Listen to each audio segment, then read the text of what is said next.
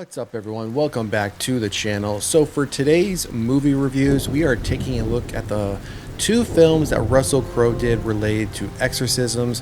The first one we're doing is the Pope's Exorcist, so we're going to be covering that one in this video, and then you should see a second video drop where we will be covering off on his second film that he did, which was the Exorcism.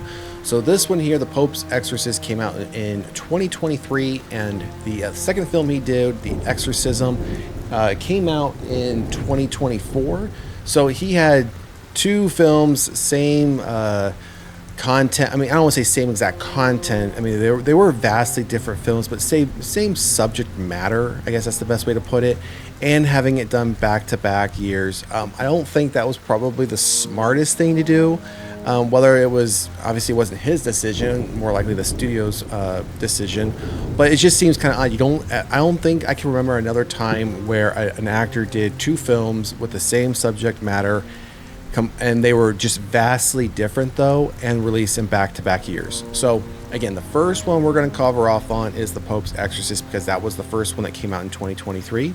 So keep in mind, we will have spoilers, but I can't imagine you haven't seen this film, only for a couple of reasons. When this film came out, a lot of people went and saw it, and a lot of people have streamed it. And I believe this one is on Hulu. If it's not on Hulu, it's on Shudder. I can't remember which one is on Hulu, which one's on Shudder, but the opposite one of them's on Hulu, the other one's on Shudder. So if you have both those services, you have access to both these films. But again, we're focusing on the Pope's Exorcist for this video, and then we will do a second video on the Exorcism. So again, we will be covering off on spoilers. So if you haven't seen this film and it's been on your list, you have interest in seeing it, I would say pause, go watch it, or come back when you're done watching it and drop a comment in the comment section. Let us know what you thought, but of course finish the video just so you know where we rated it, what we thought of the film, and then let us know if you agree or disagree. And then real quickly, if you haven't done so already, please like, share, and subscribe to the channel. We are closing in on 500 subscribers, a milestone for the channel. So again, if you haven't done so already, please like, share, and subscribe. All right, so let's get into it. As I mentioned, this film came out in 2023. Obviously, you can see just from the image on the screen here, it stars Russell Crowe.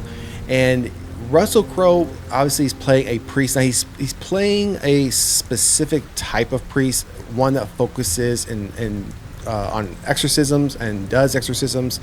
So he is the Pope's personal exorcist in this film. So he doesn't answer to anyone else up but the Pope. So he doesn't answer to like another bishop, an I'm not Catholic, so I don't know the hierarchy. But the way they present it in the film, he answers directly to the Pope, not a bishop, not an archbishop, nobody else, just directly to the Pope.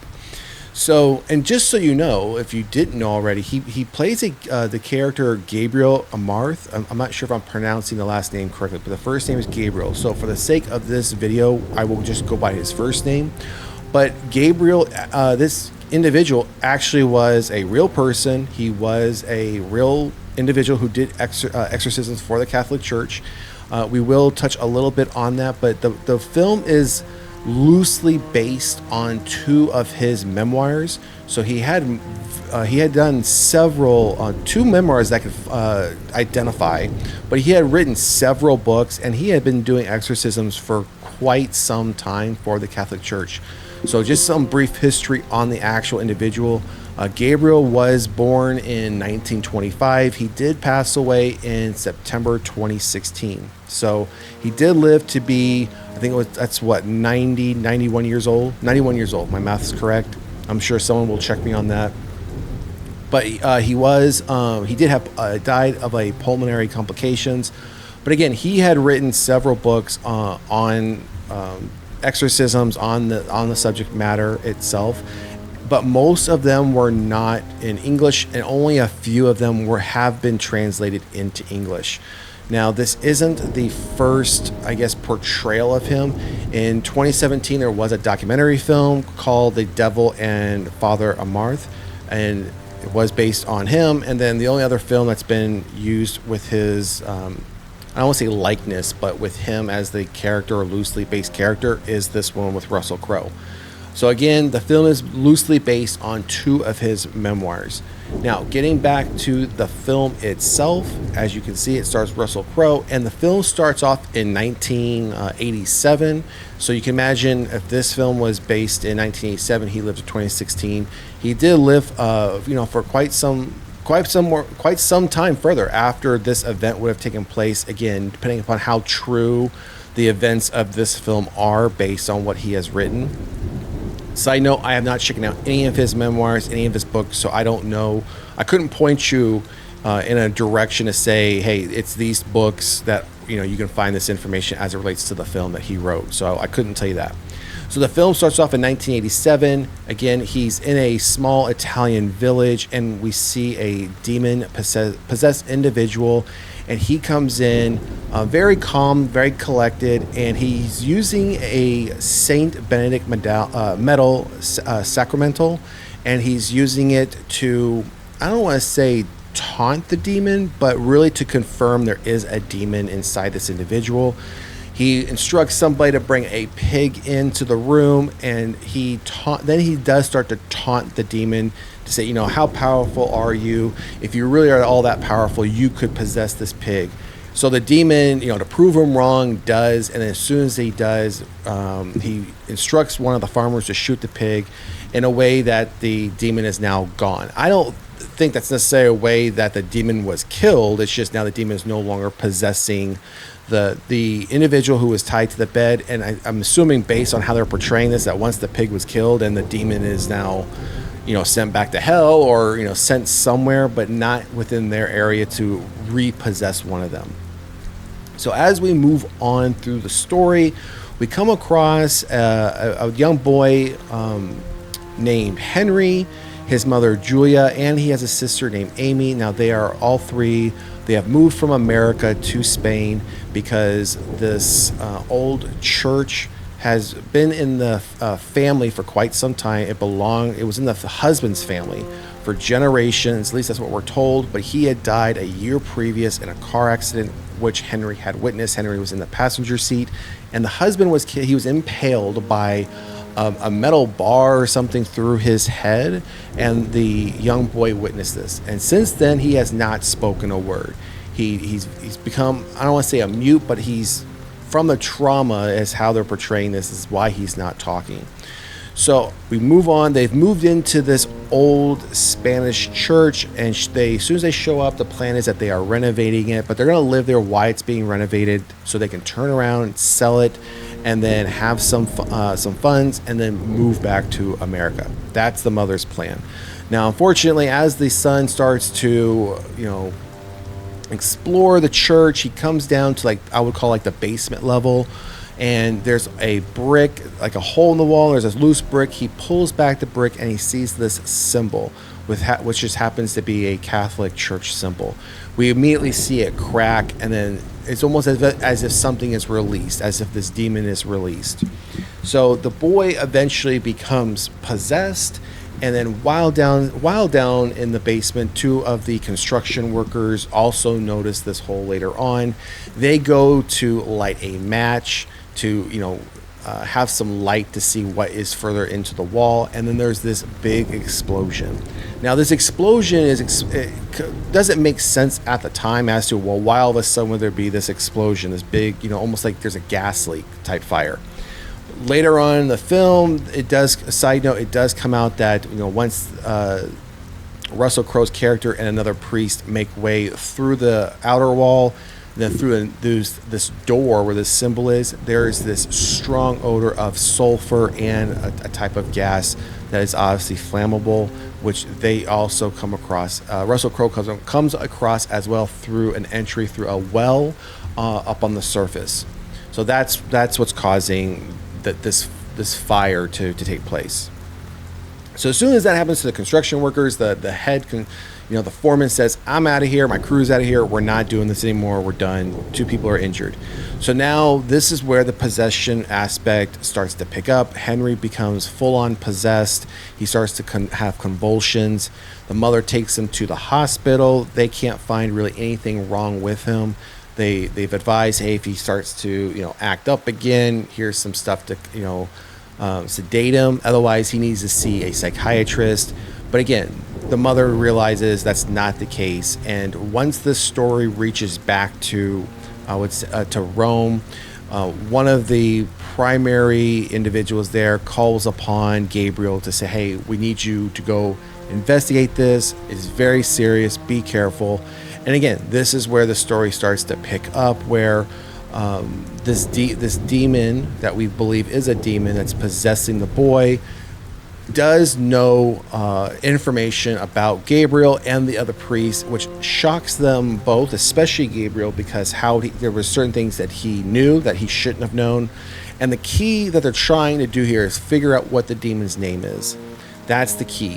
And as soon as they know that, then they know how to proceed. But as the film goes on and they find entry into this lower level area where they find more information about the church, about the Spanish Inquisition, and what they're dealing with, they're finding out that this site is one of 200 sites of entry into hell. And who they are dealing with is not just an average demon. It happens to be the king of hell, which is why he's able to know information about Gabriel, the other priests, and because he's the king of hell, he has the ability to possess multiple people at once, not just one individual. So we get into this battle of the whole good versus evil. Eventually, Russell Crowe, in order to save the boy, gives himself over, allows the king of hell to possess him. The family escapes, but the other priest stays behind in order to then try to save Gabriel. They get back down into this old cellar that was used, again, with the Spanish Inquisition. And now there's this battle back and forth between this priest and the possessed Russell Crowe Gabriel. Eventually, they are able to exorcise the king of hell. But this is where it gets a little, I guess, out of place for me. The film, I would say, the whole way through, right up until the last, I'd say, 15 minutes. Not even 15 minutes. There's a window of 20 minutes towards the end of the film, and in the middle of that, there's about 8 minutes. So right before this happens, and right after is okay, but there's this 8-minute window where it feels like you are truly It's like you went from watching a movie that was, I guess, in my opinion, well shot for the time that they were trying to portray, for the story they're trying to tell, but then it felt like I literally shifted out of this movie into an episode of Supernatural. That's exactly what it felt like. Completely out of place. Once the King of Hell was exorcised out of Russell Crowe, now they're both fighting the King of Hell, and it's just the graphics and everything that went along with this whole scene and part of the story felt very much like I was waiting for the Winchesters to come storming in with their shotguns with salt pellets, and they're going to draw a salt line. It was just this, and I was waiting for Crowley to come in and have the King of Hell go back into that body, and it was just this complete out of place spot for this film, and it really, for me, ruined the whole film. And I've said this before, I enjoy the subgenre of religious horror, religion horror, exorcism, demonic possession. It's one of my favorite subgenres. And I rather enjoyed this film for what it was right up until that point. And right up until that point, I was like, I can't believe I feel like I'm watching Supernatural. Once all that ended, it got back on track, and the film pretty much ends with Russell Crowe and this new priest. Now they are tasked to go find these other 199 sites or gateways to take care of them, close them off. But all we see is them agree to do it, and then Russell Crowe is pretty much walking, down the street, in a dark silhouette, and we see this caption come up talking about Gabriel, what he went on to do, and that he died, and he wrote books, pretty much indicating that yes, this was a true individual. He was an exorcist for the Catholic Church during this time period. So the film itself, again, I know it wasn't well received on the back end of the fact that there were two films that he did on the same subject matter. Now for this one, again, I enjoyed it right up into that last part. I would give this film a 3.5 to a 4. If that last scene, if they would have closed it off much better, that was more fitting for the film, I could have given this one probably a 4.5, but it's going to go 3.54 because that ending just ruined it for me. So that's my review. That's my summary of this film. If you're into this subject matter, I would still recommend checking it out. Don't let me sway you, but also don't let that last 8 minutes ruin the whole film. I mean, I'm not gonna let it ruin the whole film for me. Will I come back to this one anytime soon? Probably not, but will I watch it again? I'm sure at some point in the future, absolutely, because again, I love the subject matter. And the fact that this is based loosely on a true individual, that's what interests me in even more, where I want to go look into this individual, see what his books were about, see what he was truly doing in real life. But that's just me. So anyways, drop a comment in the comment section. Let me know what you think. If you've seen the film, do you agree 3.5 or a 4? Do you go higher or do you go lower? If you haven't seen it, I would recommend checking it out. And again, if you haven't done so already, please like, share, and subscribe to the channel. Otherwise, we will see you at the next one. Peace.